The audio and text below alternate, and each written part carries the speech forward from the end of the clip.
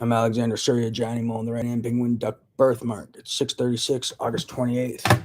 As I Mole on the right hand, penguin duck birthmark. As I've said numerous times, and like I said, if you don't see long black hair, now real life Alexander Surya, Johnny, born June 5th, 1984. More than evidence of zero credibility, as usual. Manufactured surveillance. Like I've said numerous times now, these people who are trying to intimidate and coerce civilian populations with misrepresentation and slander, making fake videos of you doing X, Y, or Z to misrepresent you and coerce crime or harm or frames on you. That's some of these things are attempts of murder. They're false claims of betting manipulation. They're false claims. They'll accuse you of betting manipulation to terrorists to coerce murder on you. That's attempt of murder. But the fact that they're doing it on a global stage and platform and trying to intimidate and coerce civilian populations by making examples out of people who stand up for their rights as Americans or as human beings is also terrorism. So these people are terrorists. These people making their videos saying some real, some fake, or whatever the hell they're doing.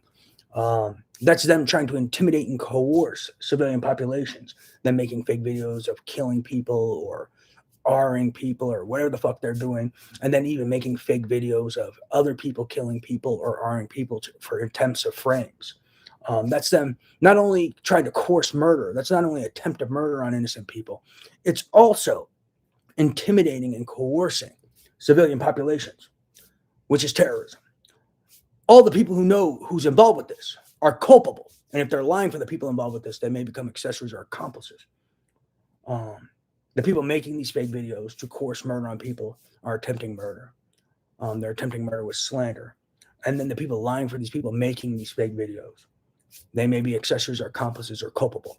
But yes, making these videos to intimidate and coerce civilian populations through threats, slander, threats of misrepresentation, threats of slander, etc.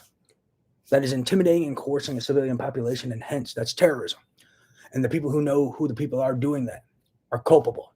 And if they're lying for them, they may be considered accomplices or accessories. They may even be considered a part of the terrorist organization if they're lying for them, as they work with them. And if they work for them, they are terrorists. Key point, since they're trying to intimidate and coerce civilian populations with them. But that's a key point. But I'm kind of getting fed up with these weirdos. They sit around committing assault. And there's an army of witness tamperers who work for a terrorist organization, perform repeated witness tampering. So they're either accessories, accomplices, or actually terrorists, since they're part of the terrorist organization performing witness tampering for terrorist organizations. That's another key point. So when are these people getting their assets freezed and seized? And when are people stripping terrorists of money, power, influence, etc., because we don't need rich people, famous. We don't need rich, famous, influential terrorists in America or around the globe. So when is someone going to do the right thing and freeze and seize the assets of rich, famous, influential terrorists, middle-class terrorists, poor terrorists, the whole terrorist shebang? Key point. Because, it's dangerous to let terrorists have influence so they can influence people into terrorism. It's dangerous for terrorists to have money so they can finance terrorism. And it is dangerous for terrorists to wear a mask so you don't know they're terrorists. It's dangerous for terrorists to have power so they can pull strings. We don't need terrorists pulling strings for terrorists. So, when are people going to strip these guys of money, power, influence, fame, whatever, etc., because, it's not good to give terrorists tools that make them better terrorists. We don't need real good terrorists. We just need terrorists in prison.